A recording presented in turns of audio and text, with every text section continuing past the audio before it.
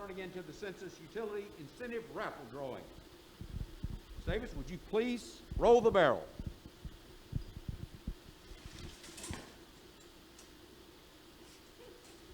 We have a malfunction.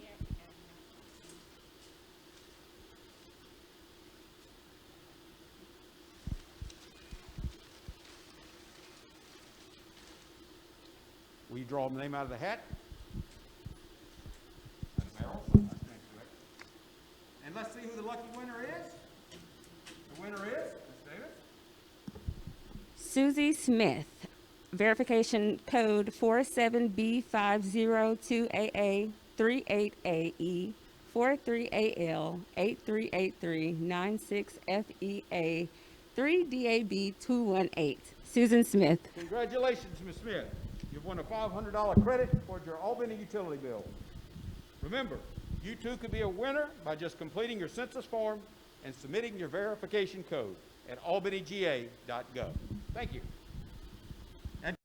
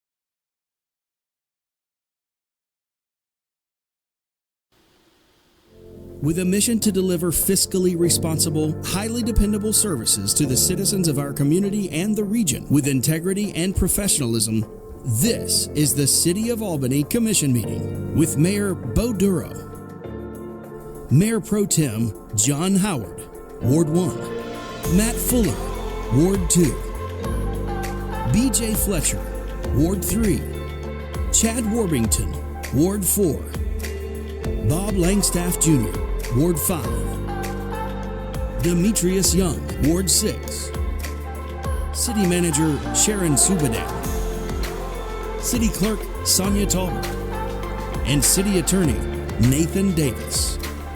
This is the City of Albany Commission Meeting.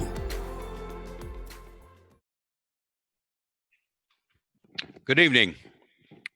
We'll call the August 2020 regular meeting of the Albany City Commission to order. Ms. Kelly, would you call the roll, please?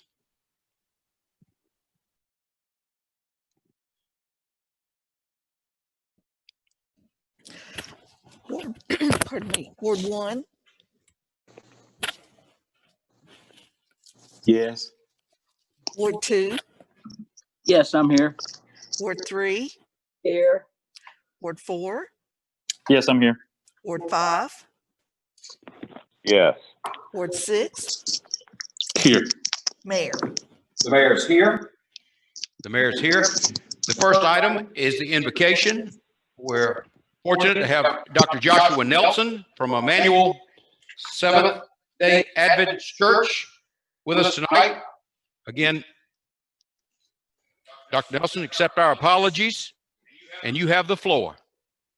No worries, Mayor. I appreciate, and I think it's an honor to be asked to open this meeting with prayer. I think every opportunity that I have as a pastor to open up my mouth for God is pretty hard to refuse. And I know this moment has come with some discussion, but I really thank you all for the opportunity to pray. So let's pray at this time.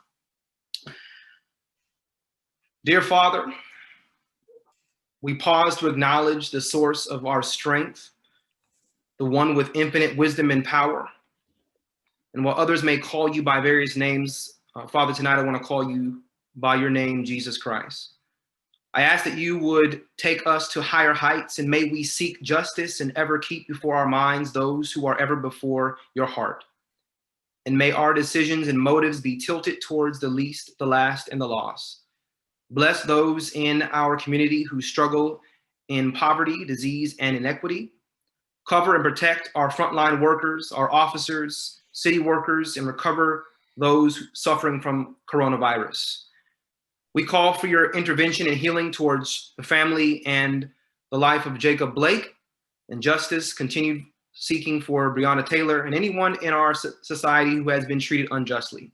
We pray this for we know that only when we are seeking justice, loving mercy, and walking humbly before you, then will you have license to pour out your blessings upon us. We pause to repent when we have not submitted our thoughts towards your law and your shalom. May you direct and lead this council as we are your children, seeking to listen and heed your direction. You possess all wisdom, so may there be no confusion. You know the end from the beginning, so may there be a clear vision. You are the Lord of righteousness, and so may we deal justly with our fellow man. You are the God of love, and may we with every word, action, and expression reflect to others your character. And finally, Lord, bless our city council, each commissioner, our mayor, to be filled with your attributes. Fill them with your clarity and direction tonight. We pray for the good of this city, the Good Life City. May it be good because you are here. And may we submit to you so that the success of this city may be your crowning glory. And it's in the name of Jesus we pray. Amen.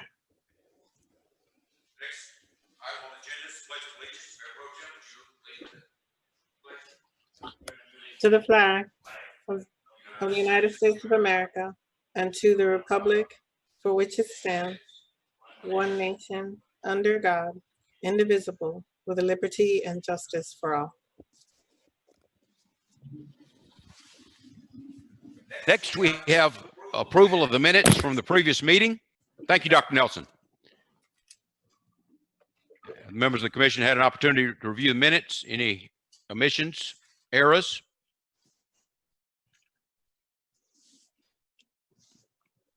The chair would entertain a motion to approve the minutes. Is Move that we approve the minutes. there a second? Second. Commissioner Young, second. Any discussion? on the approval of the minutes? If If not, then can we call the roll? Ms. Kelly? Ward 1, Yes. Ward 2, Yes. Ward 3, Yes. Ward 4, Yes. Ward 5, Yes. Ward 6, Yes. Mayor. The mayor votes yes. Next item on the agenda is an update on the Pace Building renovation. Commissioner Fuller, you have the floor. Yes, sir. I know we've discussed last week about some of the potential ideas for moving the server room down there. In discussions I've had this week with other commissioners, seems like we're in favor of that, and we can certainly discuss that now. But certainly in moving forward with the clinic up in the front portion, I don't think anyone had any any issue with that. Everyone seemed to be in favor there. So my recommendation would be that we move ahead with the clinic, and then we also look to move forward with engineering of the rest of the building, the back of the building, for potentially for the server room and also for risk management. Thank you, Commissioner Fuller. Anybody have any questions of Commissioner Fuller, Mayor Pro Tem? Commissioner Fletcher? None. Commissioner Warrington? Yeah, and this may be for staff as much as Commissioner Fuller, but what is our budget if we just did the clinic section right now? I don't really have an answer for that. We'd have to probably go back and rework it. Yeah, so I guess I'm in favor of moving forward. I would prefer to have a budget before we move forward. So I would be hesitant to go in the direction. I know I looked at the utility agenda for Thursday, I think, and there is an item on the utility agenda already for the engineering study. I think that's in the 90,000 range. That is correct. Okay. So I would just like to ask some kind of budget listing out what we're going to do so we know what we're agreeing to. Well, the cost on the server room, we won't have that. We had allocated $1 million in the budget. Part of the reason we want to get the engineering study is to be able to bring to you that total cost. And we'd have to re-engineer the building to accommodate the server room. So, well, obviously the clinic will be certainly south of the $1 million that was allocated to purchase the building and then to build it out.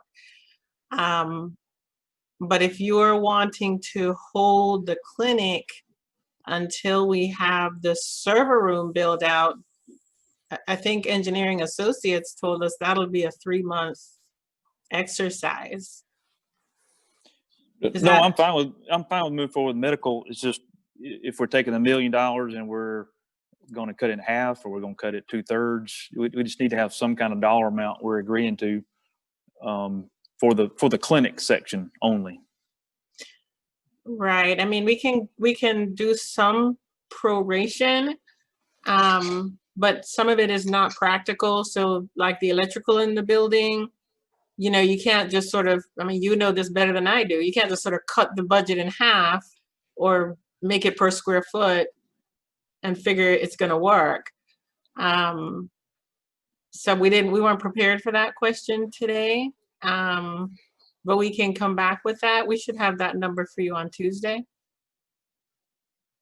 Okay. All right. And I guess my input would be to wait till Tuesday, but that's just my one input. And Don Gray is on the call. If Don has more information, I invite him to jump on. You're muted. You're muted. Good afternoon, all. Ma'am, you're correct. You stated everything as it is.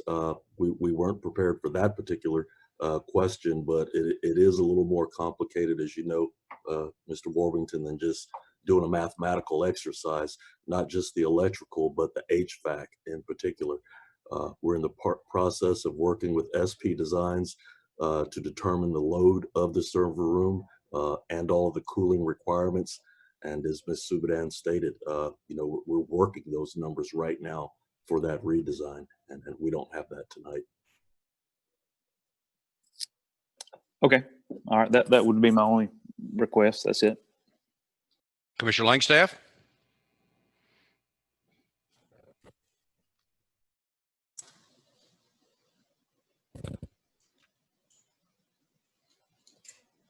Commissioner Langstaff? Commissioner Young? No further question. Hey, I had no questions. I was muted. Sorry. Okay. The only issue I have, apparently, I mean, it seems to be there's a consensus on placing the fiber hut, I think is the term, in this building. So, Ms. Subadan, I remember from the presentation of the gentleman who's going to renovate the Gordon Hotel, they needed to know what the city's decision was going to be. Have you already communicated to him that the second floor will be available?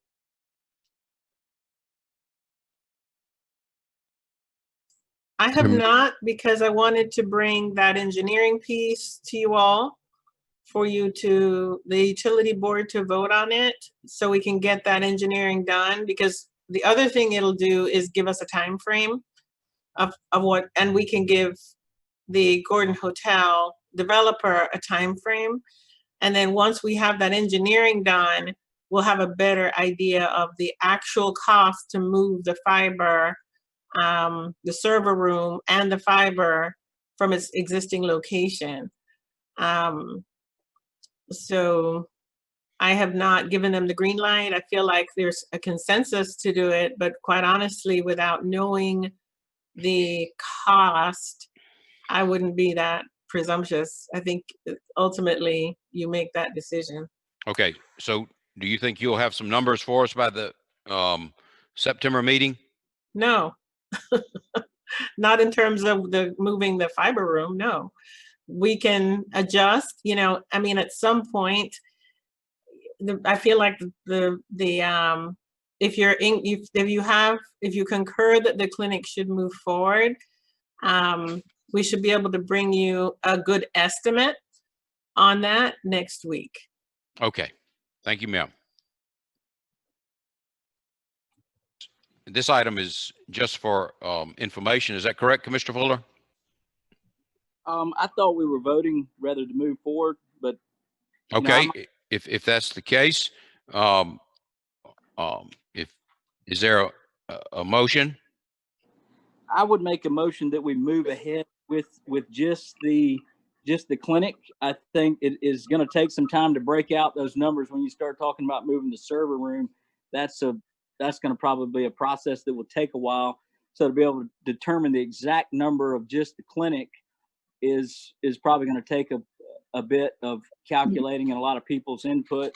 And I think we all were in consensus, and I certainly won't speak for the other commissioners, but that we feel like that the clinic needs to move forward. So I would make a motion that we move forward with the work on the clinic and wait to hear back on the other areas in the next couple of meetings. I will second the motion to move forward with the clinic. Okay. Any discussion? Mayor Pro Tem? Commissioner Fuller? No, sir. Commissioner Fletcher? No questions. Commissioner Warrington? Yeah, I'd like to make a substitute motion. Yes, sir. So the substitute motion is to move forward with the clinic, but wait 1 week to get the budgetary numbers for the clinic before we start on it. So it would be 1 week to have the numbers next week before we vote on it. Okay. Is there a second to the substitute motion? The chair will second substitute motion. Now I think we have a vote on it. Is that correct? Okay. The vote is on Commissioner Warrington's substitute motion, which was to delay work, as I understand it, on the clinic for 1 week until we have more specific information. Is that properly stated? Yeah, specifically a budget. Okay. With that, we'll call the vote. Mayor Pro Tem? Commissioner Fuller? No. Commissioner Fletcher? No. Commissioner Warrington? Yes. Commissioner Langstaff? Yes. Okay, Commissioner Young? Yes. The mayor votes yes. The substitute motion passes. Next item on the agenda is a conditional item, a proposed, well, this is just for discussion. We have a proposed ordinance, and for some reason, I'll let Ms. Davis explain this. We have a proposed ordinance and a resolution which would require face mask. I don't know. I meant to send the city attorney what I had from Columbus, which recently enacted a similar ordinance. I don't know. Where did you get this ordinance from, Ms. Davis?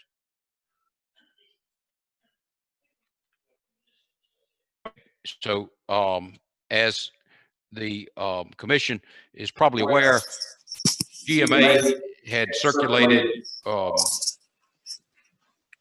form ordinances requiring face mask, and Mr. Davis has provided at least one of those. Could I ask you, Mr. Davis, why do we have a resolution and an ordinance?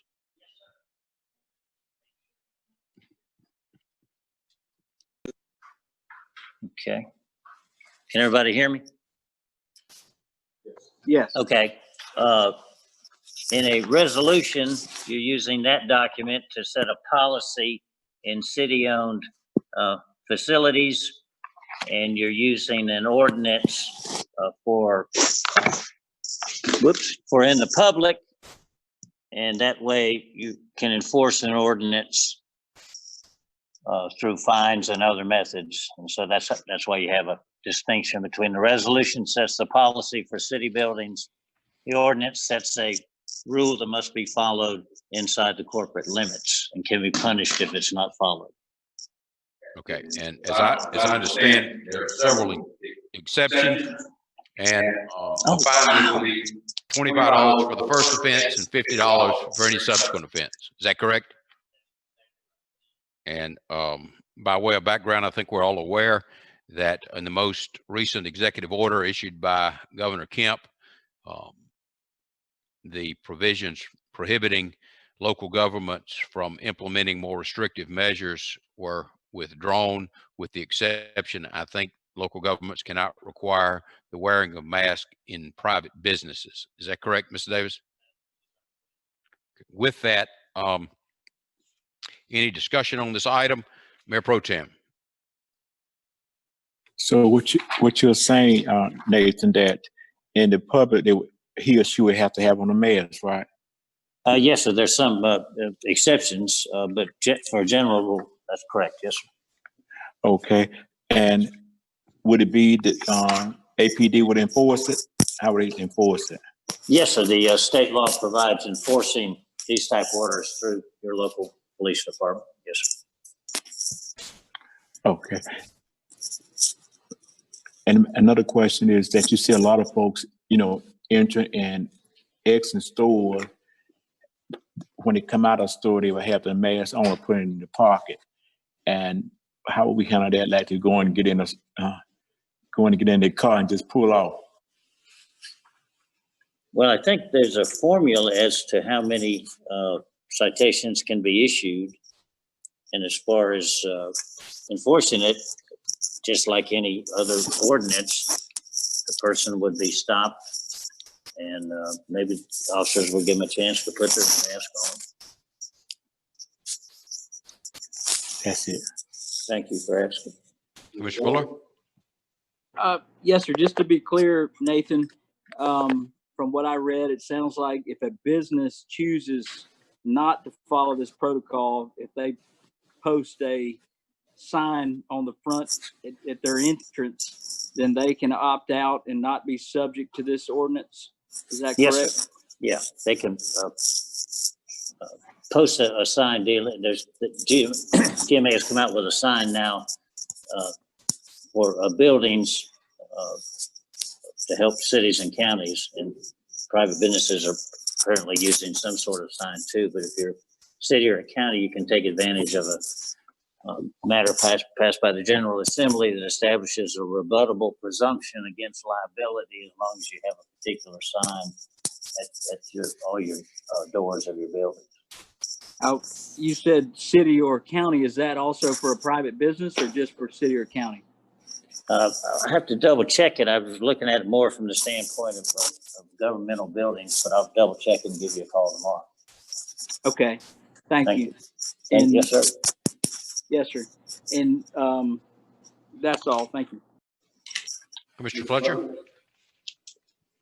Well, really no questions. I mean, Mr. Davis, you said there was exceptions to something. Would you clear that up? I mean, what exactly are we going to vote on and what are the exceptions? That's almost like, Yeah, oh, good question. Page 9 of the agenda package shows when they're not required in a personal vehicle or upon residential property, when a person is alone in an enclosed space or with just household family members, where an individual has a bona fide religious objection to wearing a facial covering or mask while drinking or eating, when a licensed healthcare provider has determined that wearing a facial covering or mask causes or aggravates a health condition, when wearing a facial covering or mask would prevent the receipt of personal services, children under the age of 10 years. I mean, I see all that, Yeah. Mr. Davis. Yeah. I mean, I'll save you some time. It just looks like, I mean, I'm not really clear why we're even doing this, but I will back out and then listen to what the rest of them have to say. Thank you. Oh, sure. Thanks for that. No problem. Is that all, Commissioner Fletcher? Yes, sir. Yes, sir, Mayor. That's it. Commissioner Warmington? Yes, Ms. Subadan, one of my questions today, I emailed you, section 1, it talks about for this ordinance to be enforced, our 14-day average, we have to have 100 cases, higher than 100 cases per 100,000 people. So I tried to look through some of the spreadsheets you sent us, but where are we at like today? Do you know the number? Are we over 100 currently?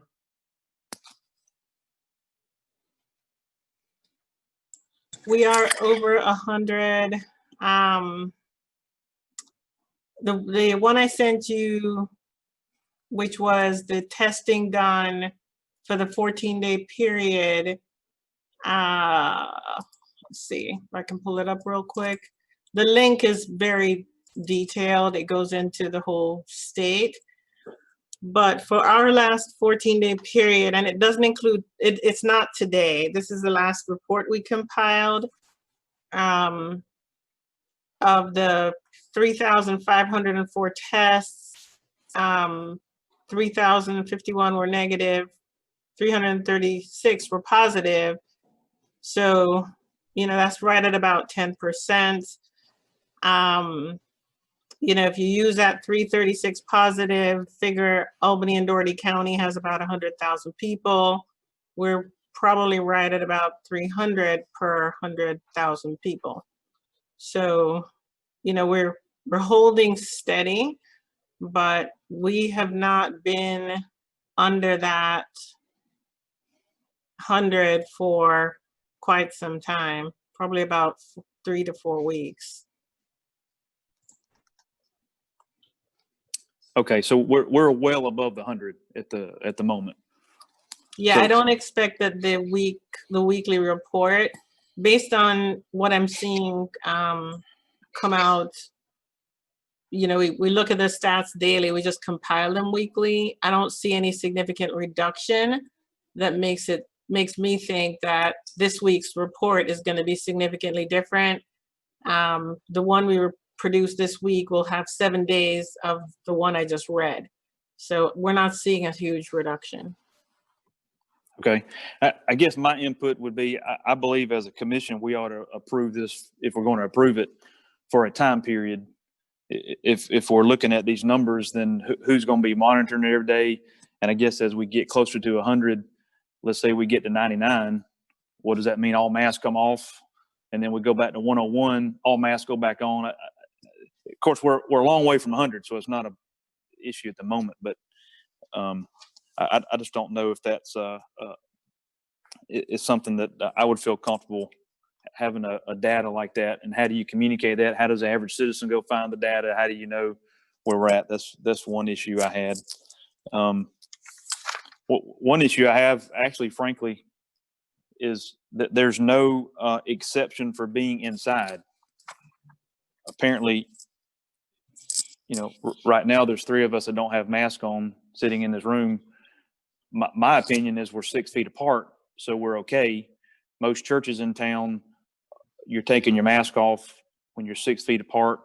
Most schools, the schools that are in session, some of the private schools, they're allowed children to take their mask off when they get to their seat because there's plexiglass between them. They're 6 feet apart. You got to wear your mask when you're changing, moving around. But so all the things I'm just describing are going to be changed with this ordinance. And so that's the concern I have. I think there ought to be a 6 foot social distance, I guess, exception. If you can stay 6 feet from somebody, whether you're inside or outside. I think there is an exception when it says outdoors. So number 11, it only says when you're outdoors and you're socially distanced. But I believe there ought to be a socially distanced exclusion when you're indoors. And then also just the time frame, I guess I was trying to see where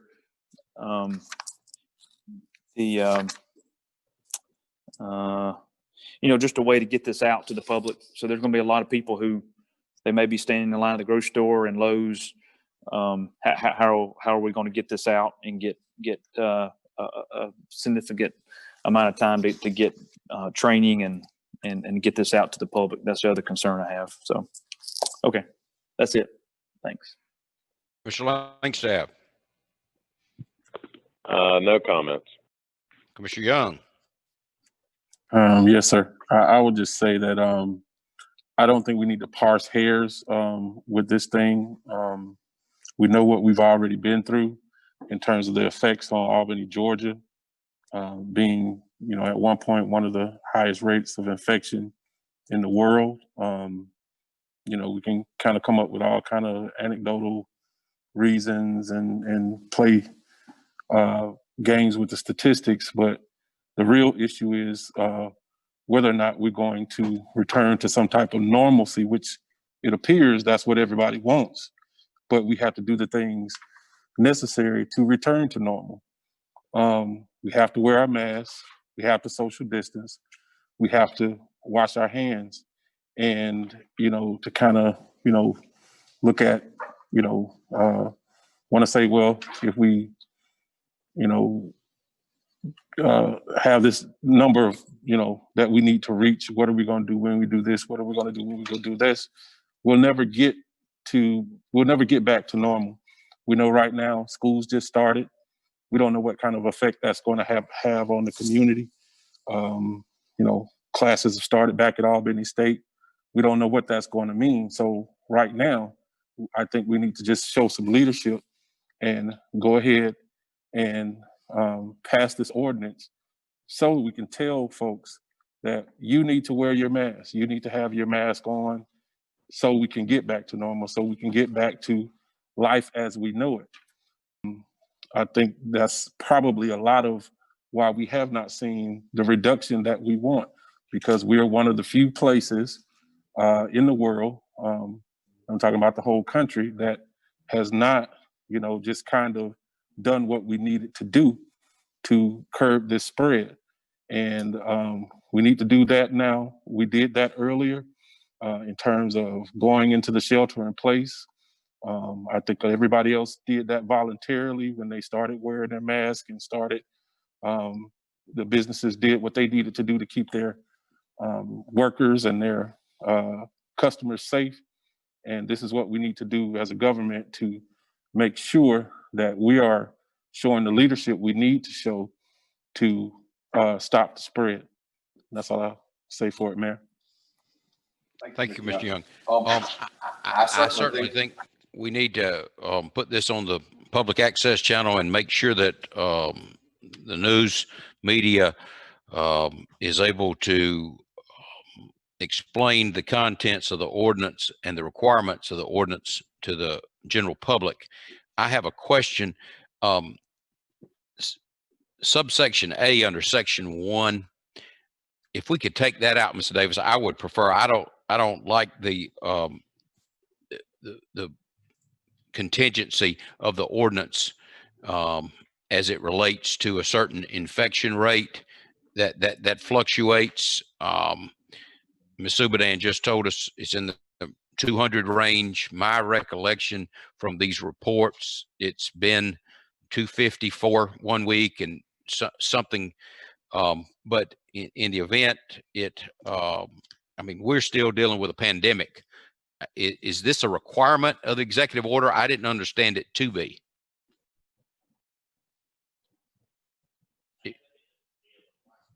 Okay, could you check and verify that, Ms. Davis?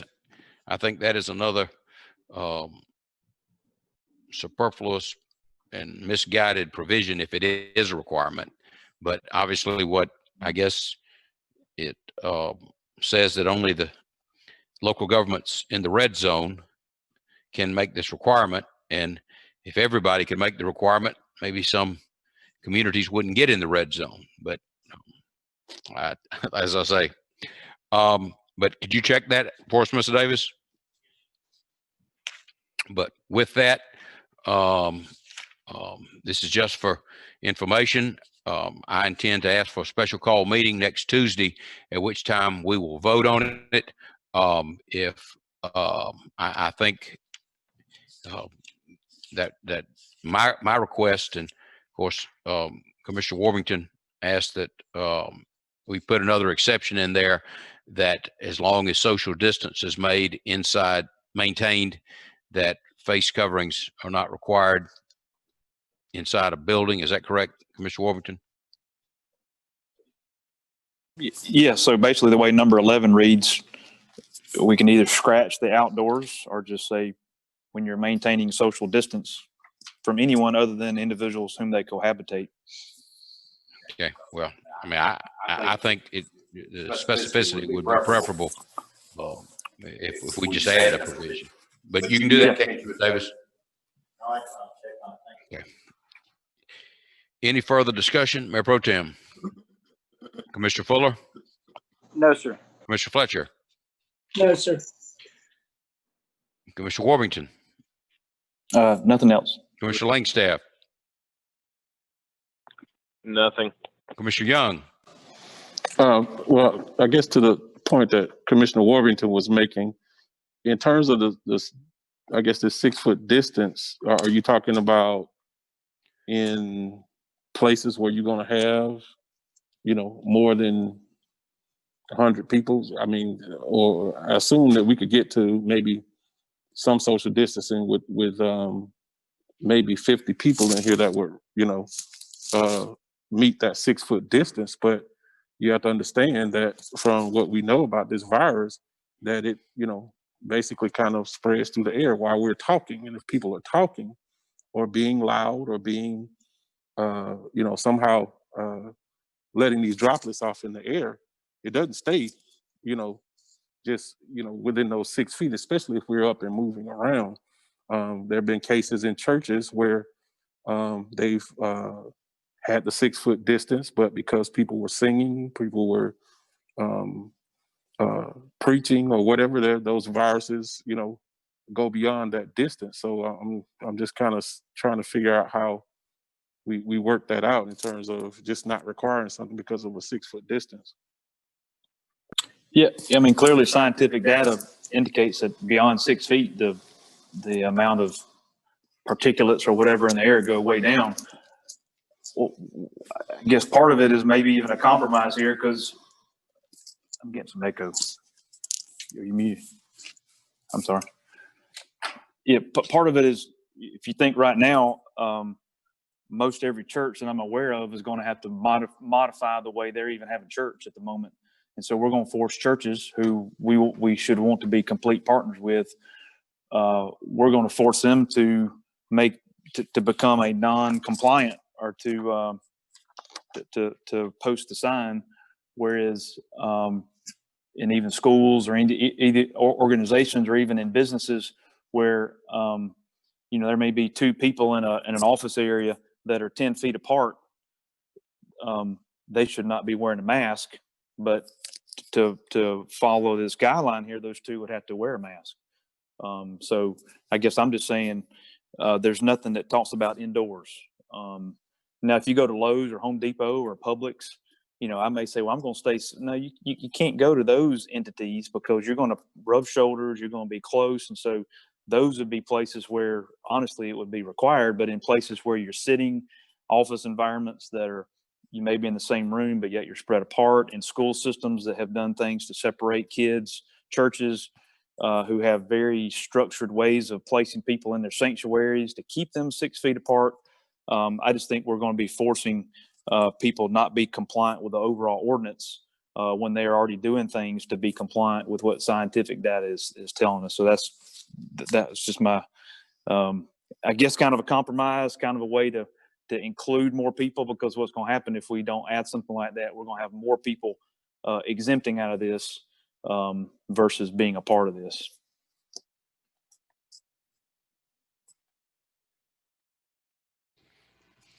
That's all I have. Commissioner. Thank you. And I'm sure the city manager will get with the police department, and I don't think anybody's going to be overly aggressive about enforcing this. But we do need to cite people if they are refuse to protect others as they are being protected. It's my feeling, and we'll have it. Ms. Subadan, did you want to speak to this? Nothing to add. Okay. So that'll, we'll have it's my intention to request a special call meeting next Tuesday, and we'll vote on this, and hopefully we'll have those changes. And Mr. Davis will have us to answer as to whether or not the right of local government to enforce a mask ordinance is contingent upon it being in what I think called the red zone. I think so. The next two items are application for alcohol licenses. We've already heard at the work session from Mr. Norman. You with us tonight, Mr. Norman? Yes, sir. Okay. I didn't know if anybody else wanted to hear from Mr. Norman again. What's the feeling of the commission?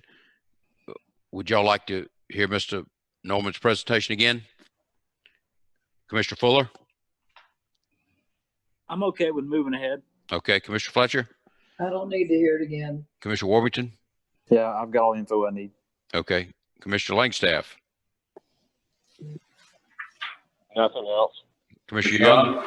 I'm good. Okay. So with that, recommended approval of the application for the Cool Place at Albany 2602 Dawson Road. Is there a motion to approve the application? Make a motion to approve the application. Is there a second? Second. Any discussion? Mayor Pro Tem? Commissioner Fuller? No, sir. Commissioner Fletcher? No discussion. Commissioner Warrington? No discussion. Commissioner Langstaff? Nothing further. Commissioner Young? No discussion. Mayor has no discussion. With that, we'll call the vote. Mayor Pro Tem? No. Commissioner Fuller? Yes. Commissioner Fletcher? Yes. Commissioner Warrington? Yes. Commissioner Langstaff? Yes.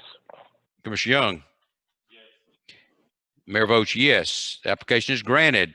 The next item is an application from KVB 1730 for a license at 2033 North Slappy Boulevard. M. Patel is the agent. It is a beer and wine package. Any commissioner want to hear from Mr. Norman on this item that was previously discussed at a work session? Mayor Pro Tem? Commissioner Fuller? No, sir. Commissioner Fletcher? No questions. Commissioner Warrington? I'm good. Commissioner Langstaff? Nothing. Commissioner Young? No discussion. Being no discussion, the mayor would entertain a motion to approve the application. Motion to approve the application. Commissioner Fletcher so moves. Is there a second? Second. Commissioner Fuller has second. We have a motion and a second. Any discussion on the motion? Mayor Pro Tem? No. Commissioner Fuller? No, sir. Commissioner Fletcher? No discussion. Commissioner Warrington? No discussion. Commissioner Langstaff? No discussion. Commissioner Young? No discussion. Mayor has Nothing. nothing. We'll call the vote. Mayor Pro Tem. No. Commissioner Fuller? Yes. Commissioner Fletcher? Yes. Commissioner Warrington? Yes. Commissioner Langstaff? Yes. Commissioner Young? Yes. Mayor votes yes. The application is granted. The next item is a conditional item. If any commissioner has an objection to it being on the agenda, it'll be withdrawn.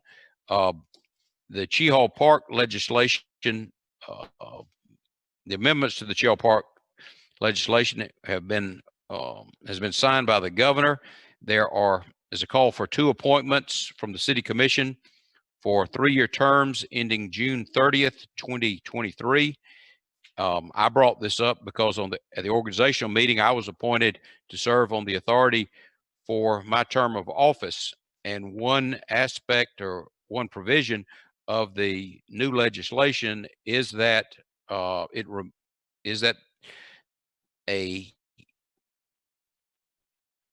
requirement that the mayor or member of the commission serve has been deleted from the enabling legislation.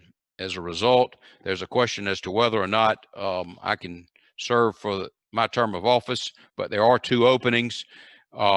Ms. Kilo, I believe her term is up and she is not asked to be reappointed.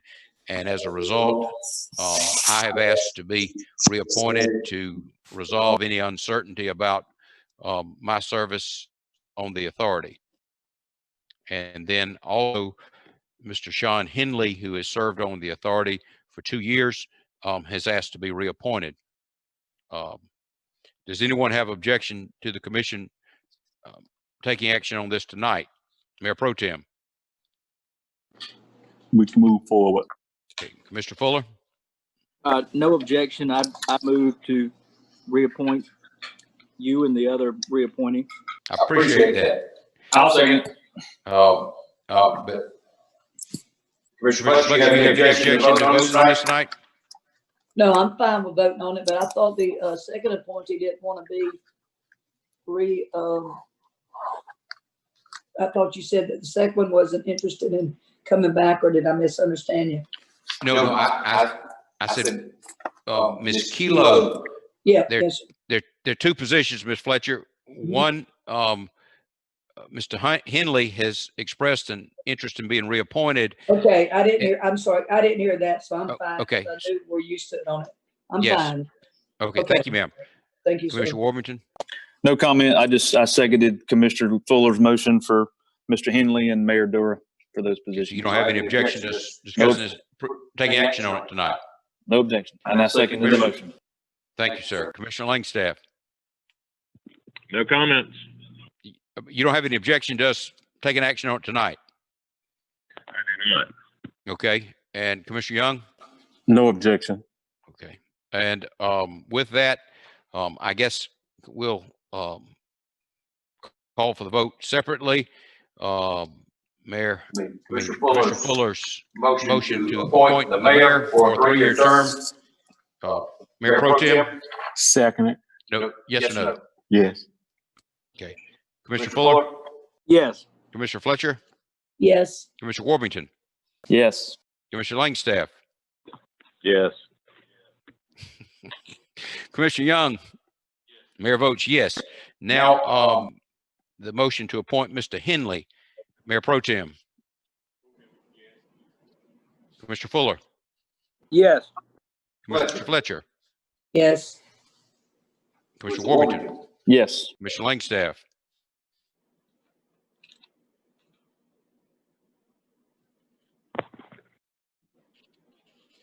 Commissioner Langstaff? Yes. Commissioner Young? Yes. Mayor votes yes. Mayor, Mayor, could we, I was gonna ask you, could we have a little discussion as to why the legislation, well, I guess I assume that it didn't change, or was it something that we missed, or I see Mr. Gregor's in the audience, or you want to explain what happened? Sure. Tommy, could you come up and explain the change in the legislation? Mayor, Yes, Ms. Subadan. I just wanted to check with the city clerk. Did you get a motion and a second? Was it okay that they were done together and then voted on separately?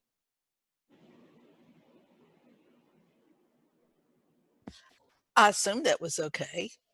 All right, I just want to make sure we don't have to go back and redo something. Should we ask the city attorney's a parliamentarian, ain't he? Yes. Was there something? If the minutes show that each of them received at least 4 votes, there's no problem. Okay. Got it. Thank you, Chris. Okay. And with that, Ms. Gregors, would you take the podium and give us some background, and then certainly whatever questions that any member of the commission has.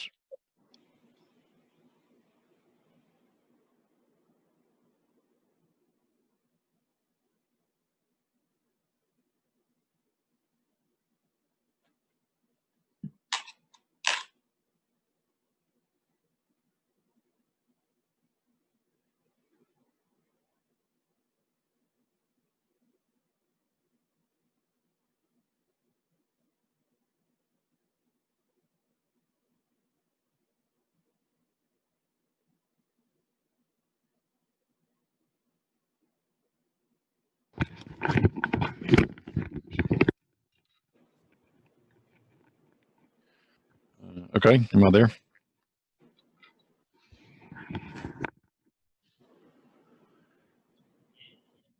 You're coming across good, I think.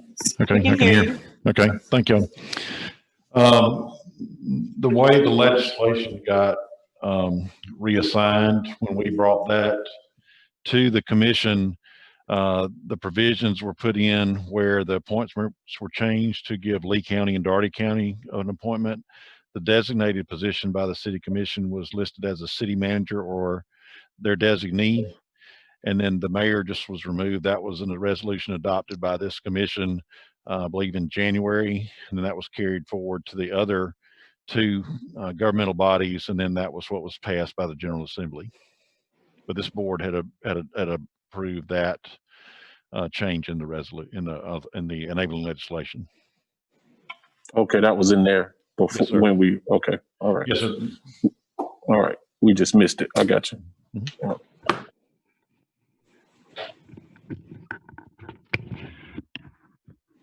Any other questions for Ms. Gregors?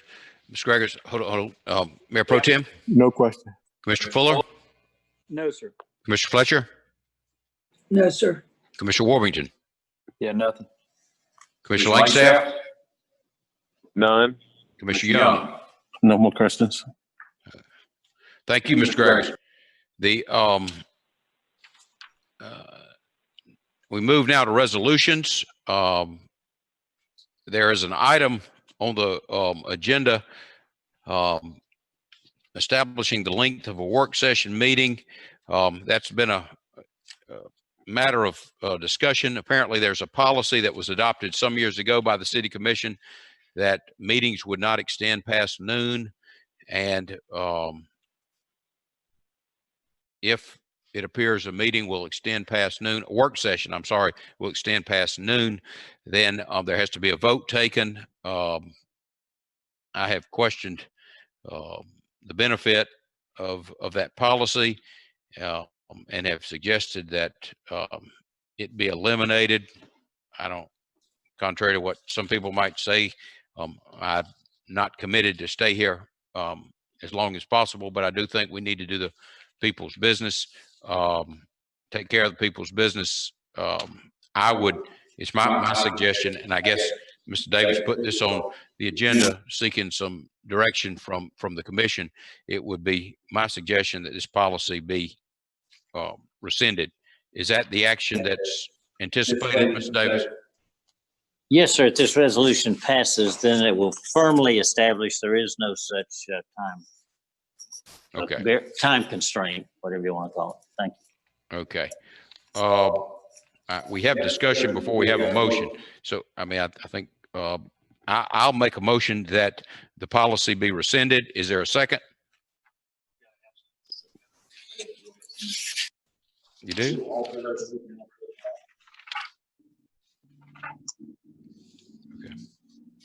Offer the resolution and ask for its adoption. I second. Okay. Discussion, Mayor Pro Tem. No discussion. Commissioner Fuller, No discussion. Commissioner Fletcher, No discussion. Commissioner Warburton, No discussion. Commissioner Langstaff. Yeah, my discussion would be that we extend the time all the time, but it serves as sort of a goal that we end at 12, but there's nothing that keeps us from voting to extend it further, and we do extend it.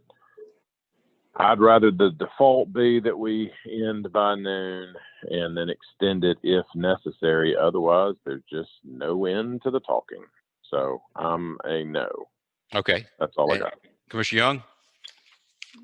No discussion. All right. With that, we'll call the question. The resolution is to essentially rescind the policy, setting a deadline of noon for the conclusion of business of the work session. Mayor Pro Tem. Commissioner Fuller. Yes. Commissioner Fletcher. Yes. Commissioner Warburton. Yes. Commissioner Langstaff. No. Commissioner Young. Yes. Mayor votes yes. Next item on the agenda, Ms. Subadan suggested, let me see if I got this right. I think, correct me if I'm wrong, all the items under resolutions passed unanimously at the work session. Is that correct, Ms. Subadan? That is my recollection. Okay. What we could do to expedite this, of course, if any commissioner wants to discuss any item, we'll certainly do that. But we can't put this on the consent agenda, as I understand. We have to have a resolution, but we could offer the remaining resolutions as a slate. Is that correct or incorrect, Ms. Davis? You can, my understanding is you can name the resolutions. So you can say, I offer resolutions 2 through 11 and ask for its adoption, or 2 through 4, however many you want to move at a time. But I think you have to number the resolutions for the record. That's correct, but I think Commissioner Warburton was going to ask that number 4 be treated differently. I'll call it that. Okay. Yeah, I'll go ahead. I'll offer resolution 2 and 3, but not number 4. Resolution 5, 6, 7, 8, 9, 10, and 11. I'll offer those resolutions and ask for their adoption. So excluding number 4. Is there a second? I second. Want to make it. Any discussion on the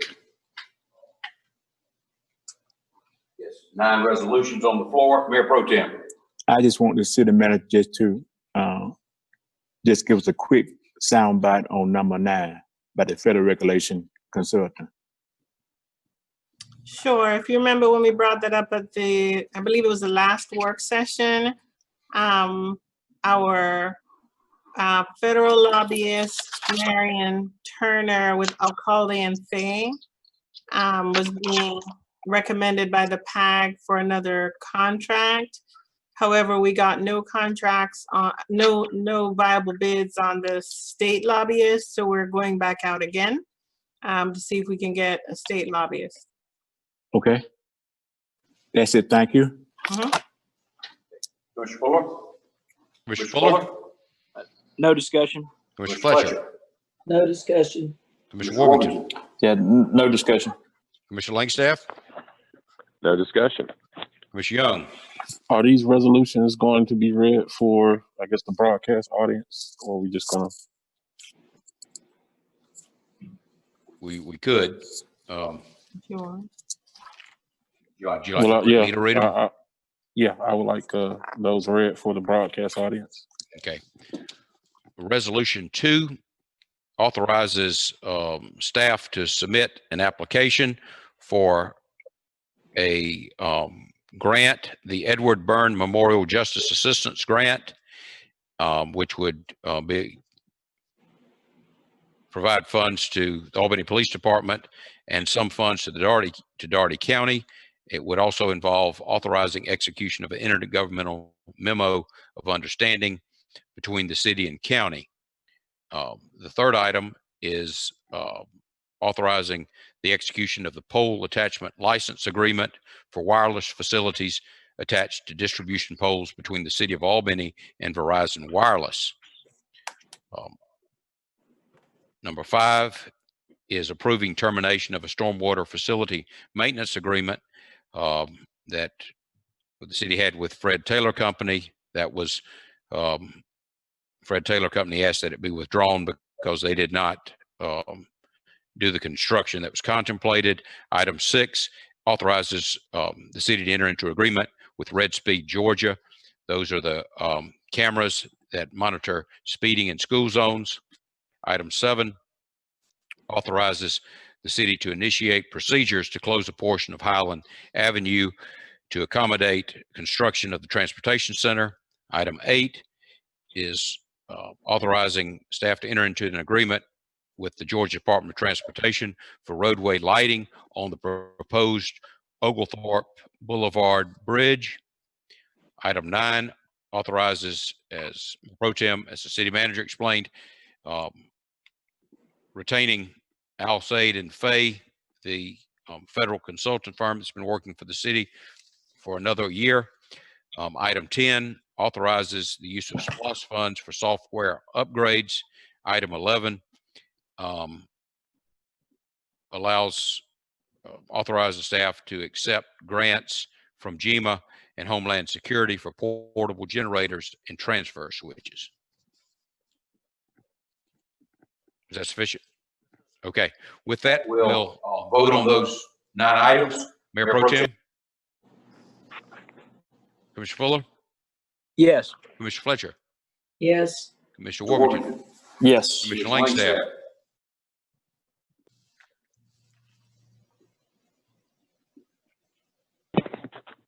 Yes. Commissioner Young? Yes. Mayor votes yes. All those items are passed. Is that okay, Ms. Ubadan?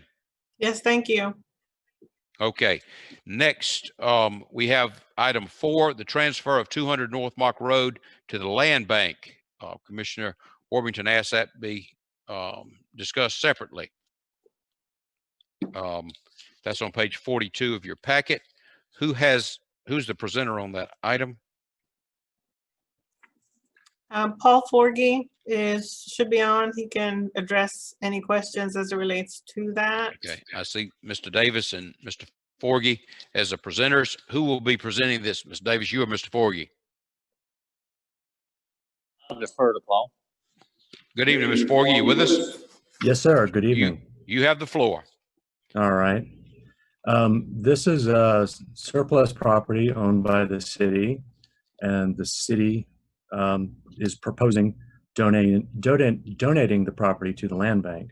The land bank has a purchaser for the property, so it would go into someone else's hands and be reused as commercial property. It was formerly the fire station, and the property's been torn down.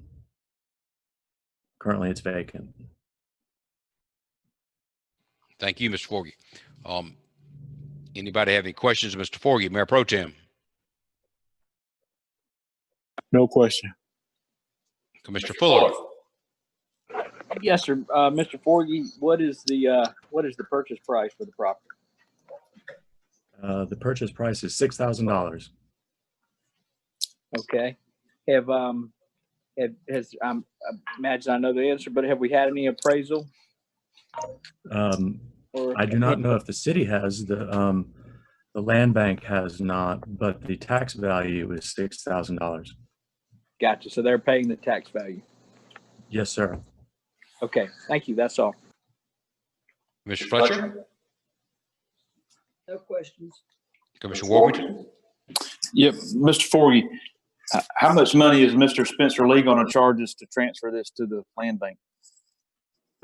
Well, because this is not a judicial tax foreclosure, this does not involve the county's attorney. So this does not go through the tax office.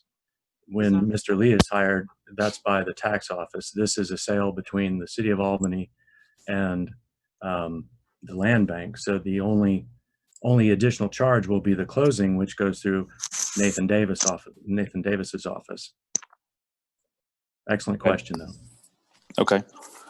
My only contention is that, being surplus property, I just believe the city ought to try to sell it first, put it on the market, maybe get a drive-by appraisal from a realtor or some, and put a sign out and try to get offers on it.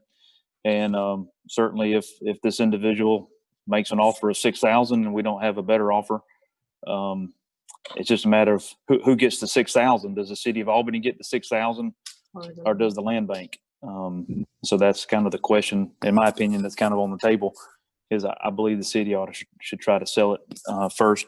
And actually, this kind of leads me to another question. Somebody had mentioned, one of the other commissioners, I guess annually, maybe there used to be a report that was given of all surplus land or land owned by the city or something like that. But I guess kind of connected to this, but kind of not. I would like to see if there is such a list, what properties we have that we deem, I guess, available or unusable or what have you, to really, in my opinion, to get more aggressive at trying to sell those properties and get them on the market. So I guess that's my only change, I guess, in what this item is to handle it through the city and through putting it up for sale.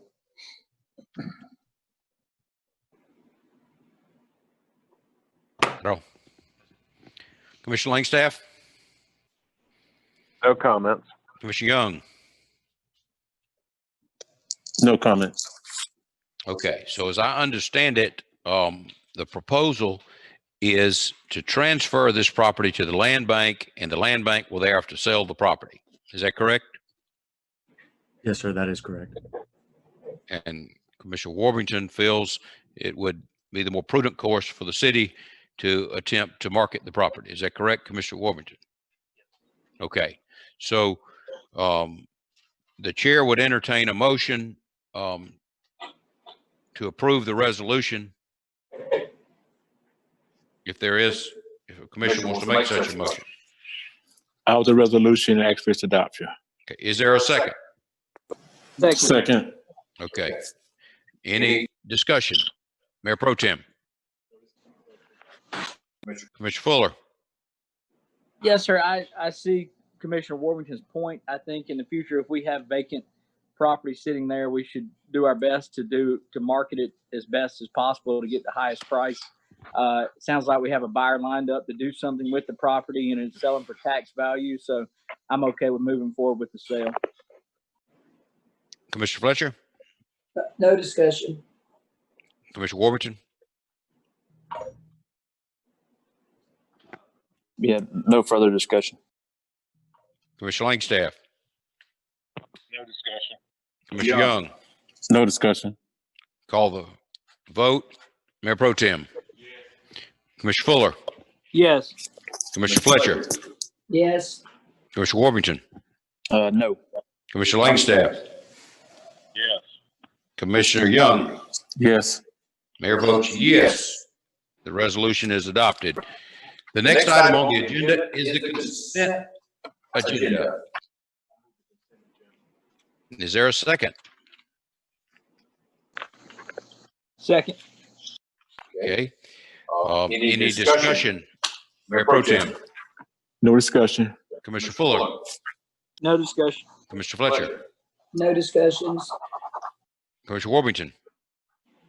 Yeah, no comment. Commissioner Langstaff. No discussion. Commissioner Young. I guess only if again, the broadcast audience. The two items on the consent agenda are authorizing staff to expend funds to construct a shed and extend utilities to the two recycling centers. One's on Meredith, and the other is located behind the Civic Center at a cost of $15,929 for the Meredith site and $16,513 for the Washington Street site, which is behind the Civic Center. The other item is an upgrade to software, as I understand it. It requires a license from Enterprise License Institute. It's a 3-year agreement, a total of $165,000, and it'll be $55,000 per year. Is that sufficient, Commissioner Young? Thank you. Call the question. Mayor Pro Tem. Commissioner Fuller. Yes. Commissioner Fletcher. Yes. Commissioner Worthington. Yes. Commissioner Langstaff. Yes. Commissioner Young. Yes. Yes. Mayor votes yes. Is there any other business to come before the commission tonight? Does any commissioner want an item included on a future agenda? Mayor Pro Tem. No item. Commissioner Fletcher. Commissioner Fuller. Nothing at this time. Commissioner Fletcher. Nothing right now, please. Commissioner Warburton. Yeah, nothing. Commissioner Langstaff. No. Commissioner Young. Yes, sir. I have some items. Okay. One of the things that could.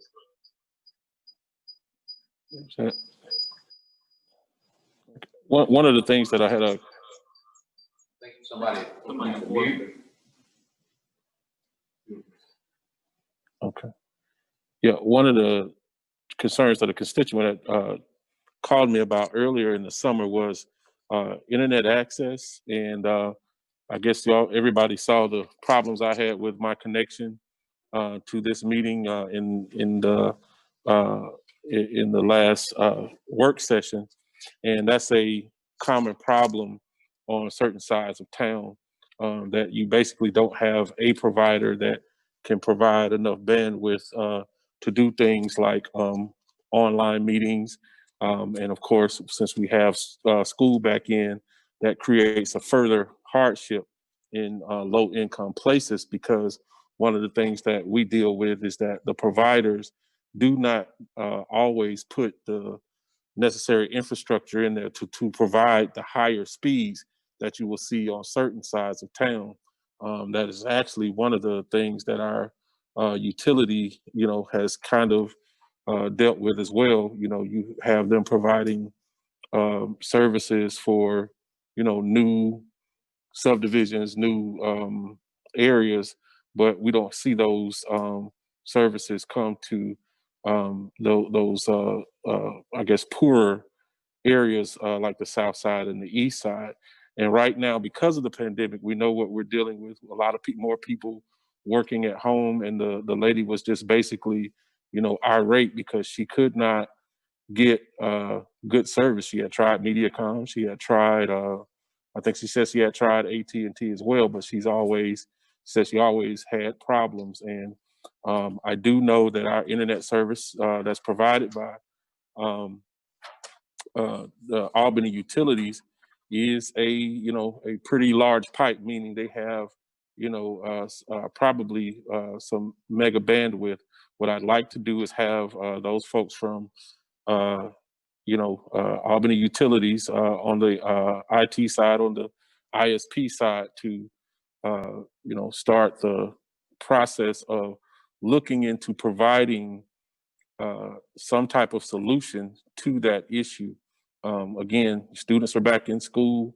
My daughter was in school until she graduated last spring, and she was never able to use the hotspots that were provided by the school system because they didn't work on our side of town.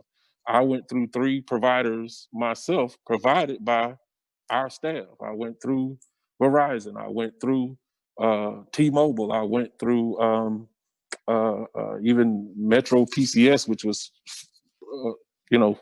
interesting enough, was the best one out of all of them. but I still have not gotten an ISP that provides the type of service needed to do these type of Zoom calls. So I want to look into that. I think we need to, again, use Albany Utilities to better people's situations. And if that's providing better internet for poor communities because somebody made a business decision that, okay, they don't need that, then the city should step in and provide that. On another issue, again, with Albany Utilities, we're still dealing with the pandemic, and we're still dealing with the effect of highlight utility bills on people who are unemployed, people who are still trying to make their way. And if you have been kind of paying attention, we are now dealing with, I know we're waiting on the second stimulus money, but I think we need to look at this light bill utility thing a little bit closer. I know for those of us who've come on the commission this year, that was one of the biggest issues that we faced in our campaign. And I know the mayor has fleshed out some of the reasons why we have those utility bills, but I still don't think that we just need to say, okay, this is why we have them and walk away from it. We have to find solutions for it, whether we need to beef up our, efforts to provide, some method of cost savings to folks who are experiencing $400 or $500 light bills. If we need to, step up our whatever we can to make people feel like that we care that this is happening to them, because we have a lot of people that are experiencing a lot of dismay because they're especially in these hot months, are experiencing a very hard time because of these utility bills. So also, we know we have an election coming up. One of the things that I just found out about was that we have an appointment, and maybe that's just something I missed. We have an appointment on the Elections Board Committee. And I spoke at the Elections Board Committee last week to really try to talk to our Elections Commission about doing some more things to make sure we can vote safely on November 3rd. And one of those things is providing additional drop boxes for the elections operations. We only have one right now for the whole county, and that comes here.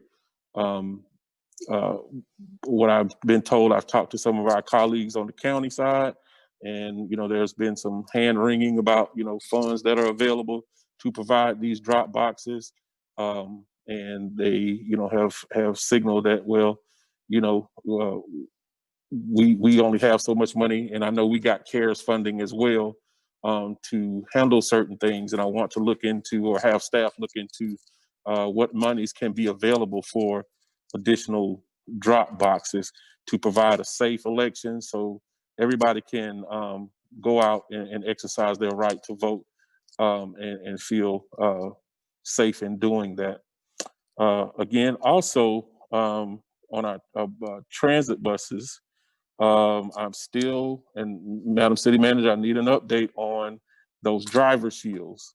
I rode the buses in today, and those driver shields for the two buses I was on were not in place. I was informed that they were probably in place only on one bus. We talked about that some months ago, and I was told it was 3 weeks out, but we're still dealing with the same situation. And I'd also like a report on the efficiency of the bus routes, because too regularly they are being late. My bus was late, so I missed the transfer and had to sit out in the sun for a little while. And that's okay for me, but it's not okay for our elderly folks.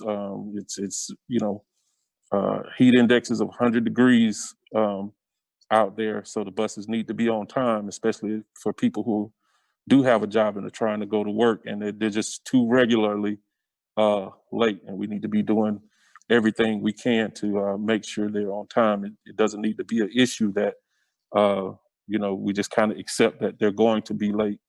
But that's kind of where some of our riders are. And that's all I have, Mayor. Thank you, Commissioner Young. That reminds me of something, Ms. Subadan. I understand we can't put shelters at every bus stop, but has there been a study as to the various bus stops which have the most passengers in a given day? Yes, sir. And we do have, I mean, it's not a big percentage of shelters that we do every year, but every year we add shelters, but it is definitely based on the numbers of riders. David Hamilton's on the call, so I can have him jump on. Well, if I could just get that information, and maybe Okay. if we can expedite. I mean, I walk by Mary Acres when I go to the gym, and we have a concrete surface there, and it might have been in the days when we had an advertiser to put the shelters up. I think all those came down, but clearly, if we've already got the concrete base, you know, we could do it more inexpensively, and I just think we need to have more shelters. And I don't know what would be ideal every 4 stops, but that's something. If Mr. Hamilton and his staff could look at it and get back with us, would that be fair enough? Yes, and we will address the on-time issue. I know the driver shields are in. I was of the impression that certainly more have been installed. David, how many? Yeah, go ahead. Yeah, I'm here to comment on that. As far as the driver shields, we ordered the shields from Gillick, who we purchased our buses from. Gillick sent in their own shields to us for 12 of the buses. So they are working on getting the correct shields sent out to us. Mayor, as far as the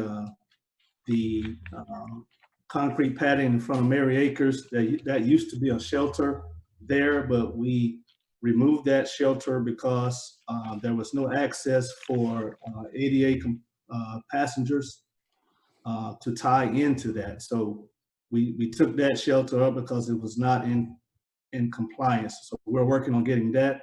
Also, we why would you have removed the seating if you? We had a couple of years ago, we had the Georgia Department of Transportation came in and they rode some of our routes, and that was a stop that they considered was a dangerous stop. Okay. Well, I guess, Mr. Hamilton, if we could just address that later, I appreciate that, but I was just really wanting more information and see what if we could do, and if that's acceptable. Yes, sir. We are certainly going to be installing more sheltered stops. There's several factors that can go into where a shelter can go, and I can share that with you through an email. Okay. If other commissioners, we could have an update at an upcoming meeting. And the other thing, Ms. Subadan, if we could get an update on the paving of East Broad, I think that would be appreciated. You mean the sidewalk? Yes, ma'am. Yeah, we're waiting to see what happens with the Build grant. The Build grant has not been awarded. There's one small section of Broad that's being done. But remember, we were waiting to try to get a really big program with the Build grant, and that has not been awarded yet. Okay. I had one more thing too. Also, I'm sure maybe some of you are aware of the fatal accident that we had on the corner of Gaines and Madison over in South Albany. This is an area where, neighbors have been asking for some type of, speed control. They asked for speed tables.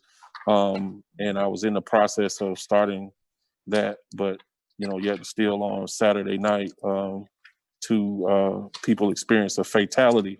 And it's just absolutely mind-boggling that 2 people could die in an area that is just absolutely, it's a neighborhood, it's residential. People shouldn't be going fast enough to have a wreck and die on a street like that. And I really want to look at expediting speed tables for that area. I had spoken with the chief about doing more traffic controls, but I just want to, because I've noticed, I think I've even mentioned it in a city commission meeting earlier, is that, you know, people are driving with almost recklessness on our streets right now. And I don't know if that's because we don't have enough traffic patrols or people are not getting more speeding tickets, but it is a bad issue. You know, we got dirt bikes and four-wheelers, you know, just riding all over the place. And that's one of the things that we really need to get a handle on, especially, you know, if we're experiencing, you know, a two-person fatality in a neighborhood that has a four-way stop. You know, this was at night, so luckily there are usually normally kids walking up and down the street, and this, you know, it's just a bad thing. So I just want to ask the public to just, you know, slow down, think about other people, and hopefully we can get some more, you know, traffic control in these areas. I think earlier on Oak Ridge, not too far from there, the gentleman died on his motorcycle. So we have I think we have a traffic problem in this city. So hopefully we can do something about it. Commissioner Young, do the residents of that neighborhood, are they familiar with the process that the commission set up some years ago for requesting a study? Or no, they called me and I told them that we would need to do a study. So I think they're leaning, you know, on the commissioners to, you know, push these things through to them. But I think we had said we were going to provide that information in some type of, I guess, easy to read format for them. I don't mind, you know, working with them on getting that going. And I think I was told that those speed tables were at a cost to residents, because I know we don't have them on the south side. So I don't think that's the case, but okay. No, not anymore. Ms. Subinette, we can help those constituents in South Albany with the process, can't we? Yes, certainly. And we also are planning to bring you a presentation on speed tables next meeting, because we're going with an ordinance that was put in place several years ago. We'll walk you through the process in public, so everybody will be able to hear it. And you can decide if there are things that you want to tweak and or change. It used to be that it had to be put in by residents, but that has long been abolished, and the city does have a budget, and in fact, funding was put into East Bluff for speed tables.